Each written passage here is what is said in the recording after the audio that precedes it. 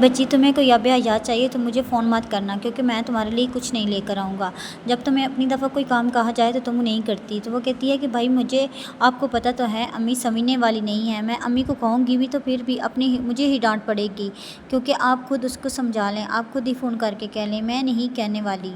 ریحان کا فون ہے کیا؟ اس کی ماں ہاتھ پہنچتے ہوئے پوچھ رہی تھی، جب وہ دیکھ رہی تھی کہ میرا اپنے بھائی سے ہی ایسے ہی بات کرتی ہے چیخ چلا کر، اور تو کسی سے نہیں بات کرتی۔ وہ ایسے پوچھتے ہوئے باہر نکل رہی تھی کہ میرا کس کا فون ہے؟ ریحان کا فون ہے، مجھے بتاؤ کس کا فون ہے؟ میرا کی اس طرح کی کوئی دوست بھی نہیں تھی جو اس کو فون کر کے اس سے باتیں کرتی تھی، تو وہ جب بھی فون کرتی تھی اپنے بھائی سے اس طرح بات کر رہی ہوتی تھی، جی امی بھائی کا فون ہے، یہ لیں بات کر لیجئے۔